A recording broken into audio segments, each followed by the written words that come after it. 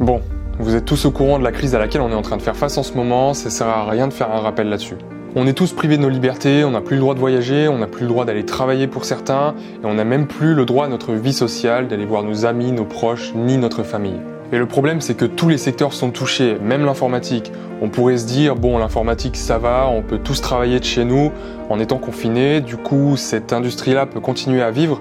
Mais le problème, c'est que l'informatique reflète un peu l'économie globale. C'est-à-dire que, forcément, si toute l'économie est en train de chuter, l'économie de l'informatique aussi, puisqu'on a besoin d'informatique et de développeurs dans à peu près tous les domaines. En ce moment, quasiment tous les bureaux en France et dans le monde sont fermés, et forcément, comme le métier de développeur, c'est quelque chose qu'on peut faire de chez soi, tout le monde est confiné à la maison.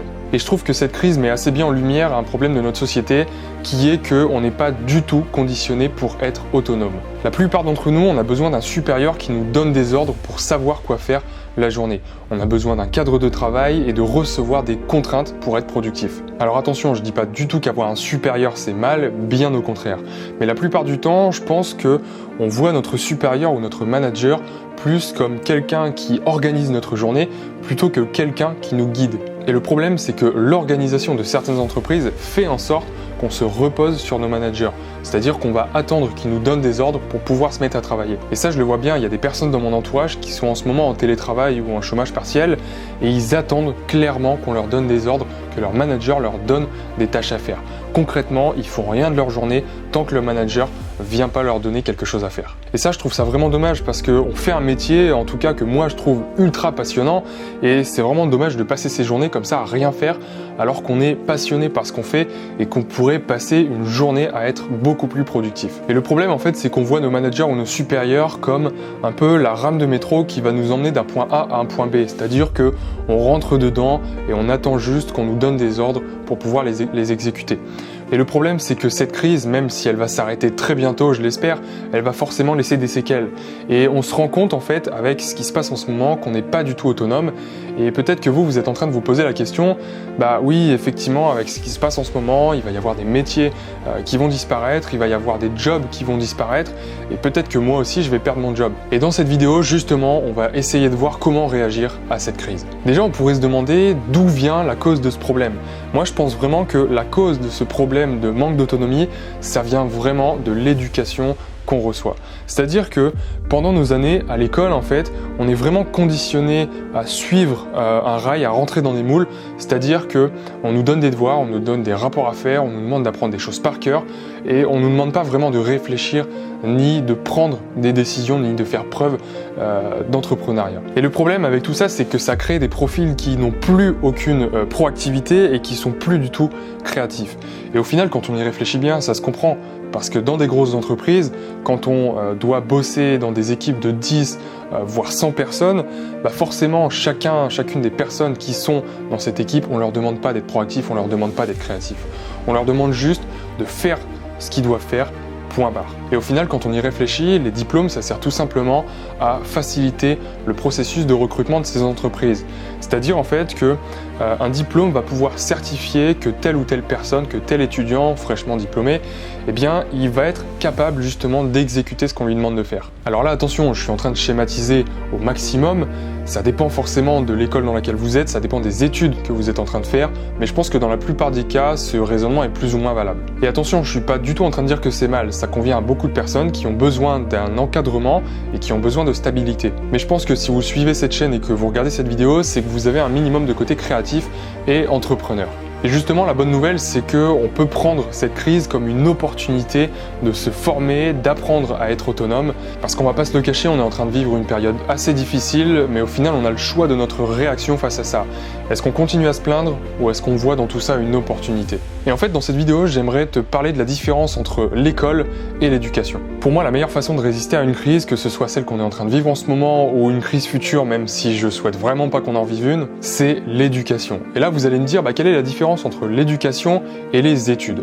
Les études, pour moi, c'est quelque chose qui va nous formater plus ou moins durant nos 20 premières années, et au contraire, l'éducation, c'est quelque chose qui va nous ouvrir l'esprit durant le restant de notre vie. Et au final, cette crise, on ne sait pas vraiment jusqu'à quand elle va durer, parce que même après le confinement, il y aura forcément des répercussions, mais la bonne nouvelle, c'est qu'on peut s'en servir pour s'adapter, pour apprendre de nouvelles compétences, et surtout pour devenir beaucoup plus autonome qu'auparavant. Et pour moi, l'éducation, c'est justement ce qui permet de s'adapter à toute situation, et c'est ça la vraie sécurité. La vraie sécurité, c'est pas un CDI, parce que l'éducation, c'est justement ce qui va vous permettre de trouver un CDI si c'est ce qui vous correspond, ou alors de devenir auto-entrepreneur, de créer votre propre business, et c'est vraiment ce qui va vous permettre de vous adapter dans toutes les situations. Ça va vous permettre d'obtenir un job dans une entreprise, si vous voulez, un CDI par exemple, de créer votre propre business, de devenir entrepreneur ou même de devenir intrapreneur, c'est-à-dire d'entreprendre au sein de votre boîte, et c'est ça vraiment qui va vous ouvrir toutes les portes. Et le problème, c'est qu'après avoir obtenu un diplôme, la plupart du temps, on arrête de se former, ou alors on se forme à travers les formations qui nous sont offertes dans notre entreprise.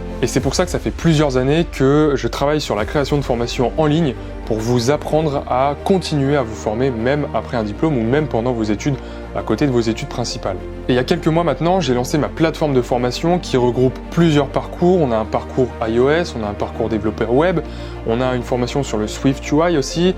Donc j'ai travaillé avec d'autres développeurs qui m'ont aidé à créer ces cours-là.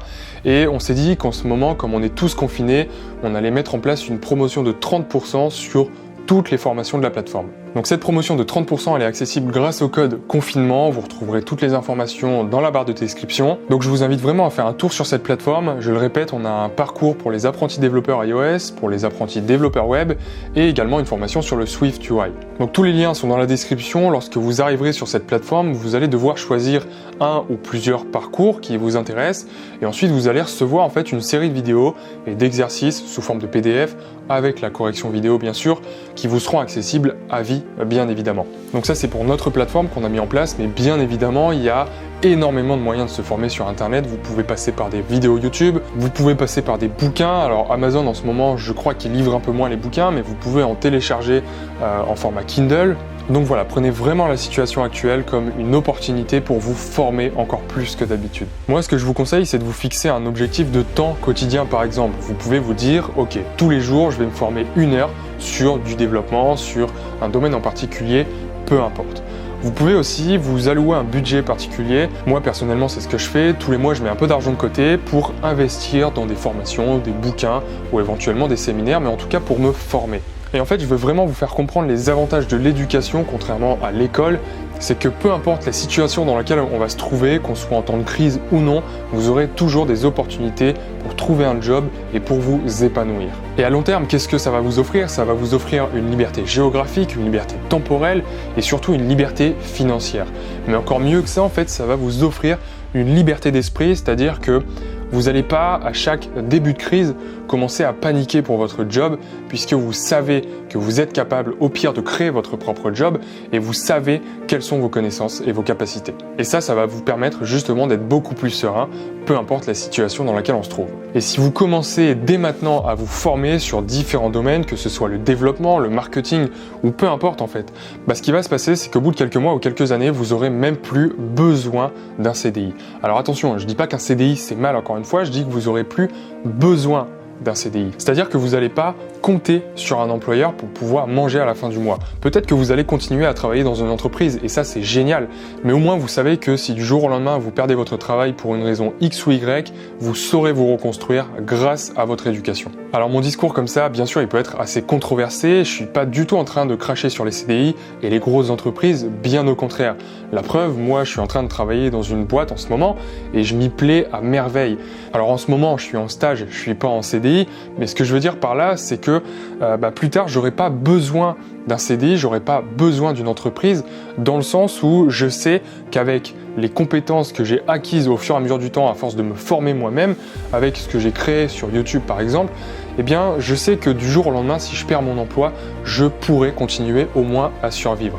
Et là, si je travaille actuellement dans une boîte, c'est pas du tout par obligation, mais justement parce que je m'y plais. J'ai fait très attention à choisir un stage qui va me plaire pendant la fin de mes études et qui éventuellement continuera à me plaire si jamais ce stage il se transforme en contrat. Et je me suis rendu compte dès la journée d'entretien que j'ai passé chez eux dans les locaux que le cadre de vie était juste génial, que tous les collaborateurs qui travaillaient dans cette boîte avaient l'air vraiment sympas et qu'il y avait une très bonne ambiance au travail. Et après 2 mois de stage, je me rends compte que je me suis vraiment pas trompé. Cette boîte, elle partage vraiment des valeurs communes aux miennes. Et tout ça pour dire en fait que ce stage, je le considère pas du tout comme une corvée.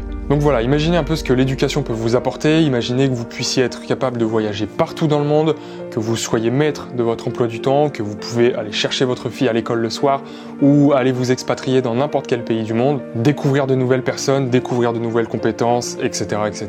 Donc par contre, attention, ça bien sûr, c'est un travail sur le long terme. L'éducation, c'est quelque chose qui prend du temps et j'ai envie de dire, c'est quelque chose qui ne s'arrête jamais. Et c'est un peu comme la musculation, par exemple, ou comme courir un marathon. C'est vraiment quelque chose qu'on doit travailler sur l'endurance, sur le long terme. Donc commencez dès maintenant à vous former, commencez dès maintenant à investir dans votre première formation, que ce soit sur notre plateforme ou ailleurs, je m'en fiche, mais commencez vraiment à vous éduquer vous-même. Donc voilà, c'est tout pour cette vidéo. Dernier rappel, encore une fois, il y a 30% sur toutes les formations de notre plateforme. Avec le code confinement, toutes les informations sont dans la description. Et sur ce, moi je vous souhaite un très bon confinement, bon courage pour vos projets perso et moi je vous dis à très bientôt.